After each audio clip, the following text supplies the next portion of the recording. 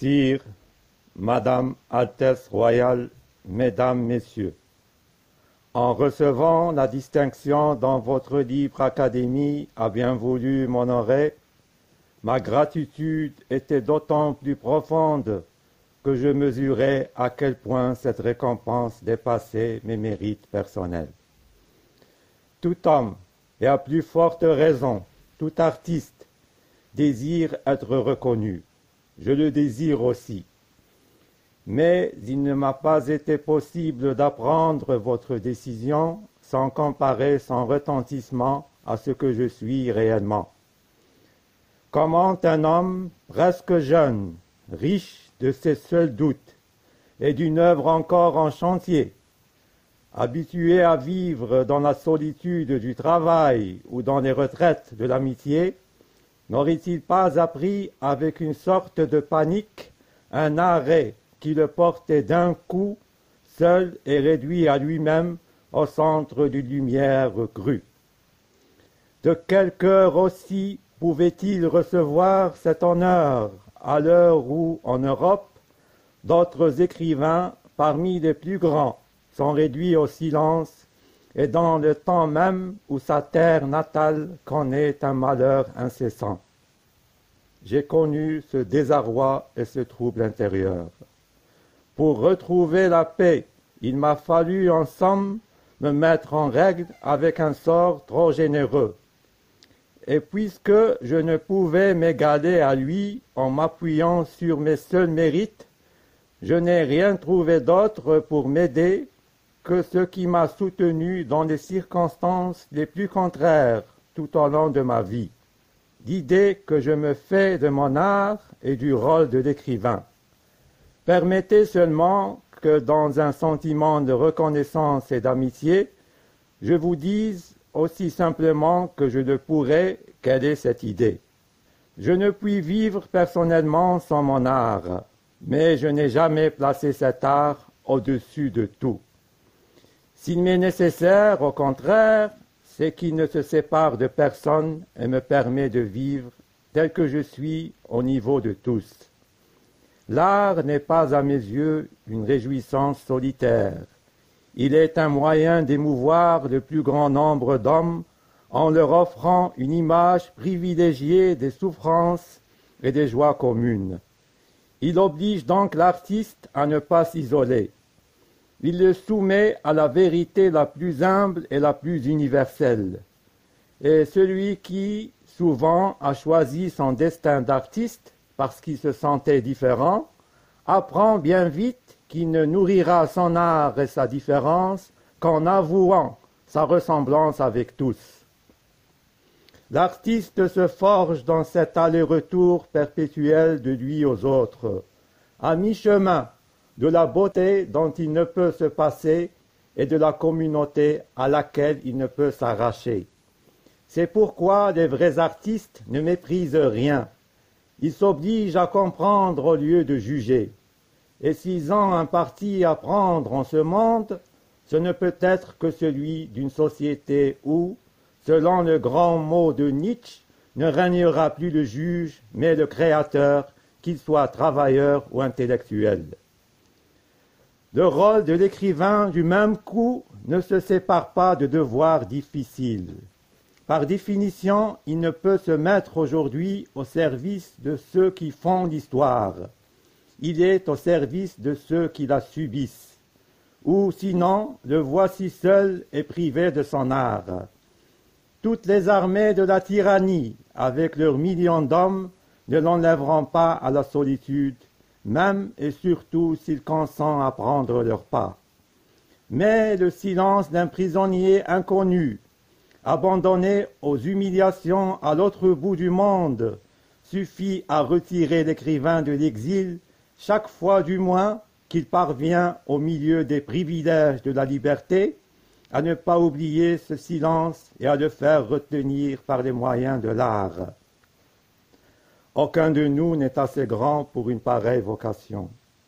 Mais dans toutes les circonstances de sa vie, obscures ou provisoirement célèbres, jeté dans les fers de la tyrannie ou libre pour un temps de s'exprimer, l'écrivain peut retrouver le sentiment d'une communauté vivante qui le justifiera, à la seule condition qu'il accepte, autant qu'il peut, les deux charges qui font la grandeur de son métier, le service de la vérité et celui de la liberté.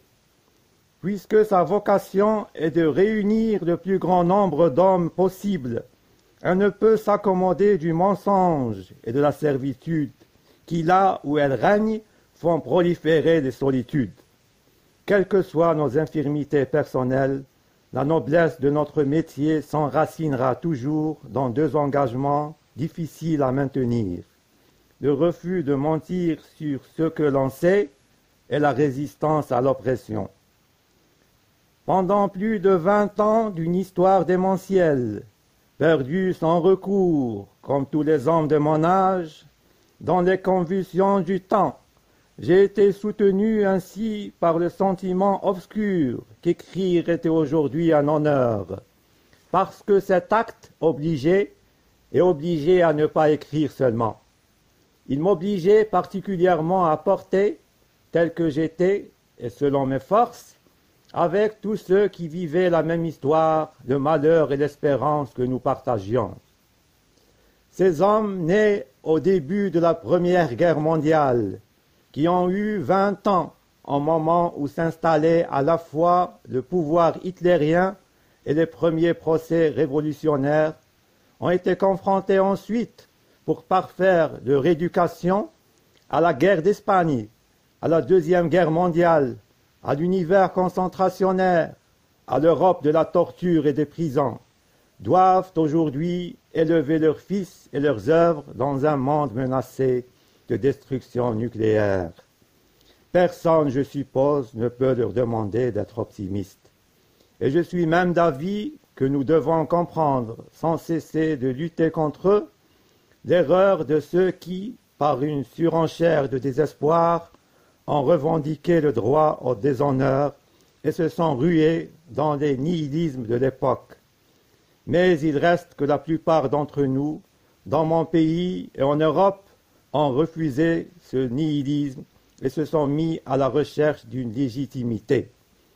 Il leur a fallu se forger un art de vivre par tant de catastrophes pour naître une seconde fois et lutter ensuite à visage découvert contre l'instinct de mort à l'œuvre dans notre histoire. Chaque génération, sans doute, se croit vouée à refaire le monde. La mienne sait pourtant qu'elle ne le refera pas. Mais sa tâche est peut-être plus grande. Elle consiste à empêcher que le monde ne se défasse. Héritière d'une histoire corrompue, où se mêlent les révolutions déchues, les techniques devenues folles, les dieux morts et les idéologies exténuées, où de médiocres pouvoirs peuvent aujourd'hui tout détruire, mais ne savent plus convaincre, où l'intelligence s'est abaissée jusqu'à se faire la servante de la haine et de l'oppression. Cette génération a dû, en elle-même et autour d'elle, restaurer à partir de ces seules négations un peu de ce qui fait la dignité de vivre et de mourir. Devant un monde menacé de désintégration, où nos grands inquisiteurs risquent d'établir pour toujours les royaumes de la mort, elle sait qu'elle devra, dans une sorte de course folle contre la montre, restaurer entre les nations une paix qui ne soit pas celle de la servitude, réconcilier à nouveau travail et culture, et refaire avec tous les hommes une arche d'alliance. Il n'est pas sûr qu'elle puisse jamais accomplir cette tâche immense, mais il est sûr que partout dans le monde, elle tient déjà son double pari de vérité et de liberté, et à l'occasion sait mourir sans haine pour lui. C'est elle qui mérite d'être saluée et encouragée partout où elle se trouve, et surtout là où elle se sacrifie. C'est sur elle en tout cas que certains de votre accord profond, je voudrais reporter l'honneur que vous venez de me faire. Du même coup, après avoir dit la noblesse du métier d'écrire, j'aurais remis l'écrivain à sa vraie place, n'ayant d'autre titre que ceux qu'il partage avec ses compagnons de lutte. Vulnérable mais entêté, injuste et passionné de justice, construisant son œuvre sans honte ni orgueil, à la vue de tous, toujours partagé entre la douleur et la beauté, et voué enfin à tirer de son être double les créations qu'il essaie obstinément d'édifier dans les mouvements destructeurs de l'histoire. Qui, après cela, pourrait attendre de lui des solutions toutes faites et de belles morales? La vérité est mystérieuse, fuyante, toujours à conquérir.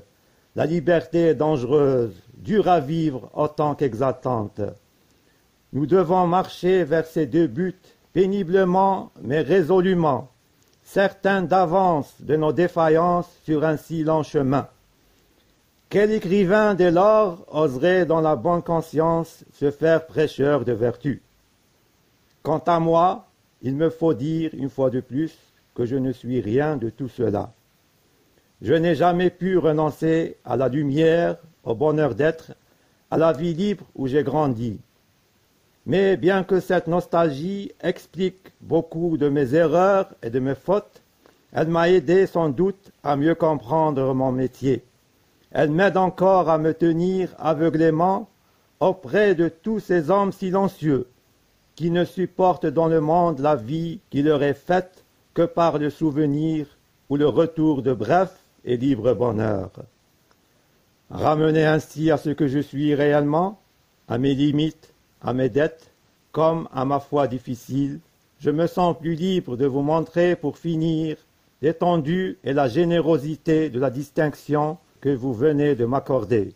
Plus libre de vous dire aussi que je voudrais la recevoir comme un hommage rendu à tous ceux qui, partageant le même combat, n'en ont reçu aucun privilège, mais ont connu au contraire malheur et persécution.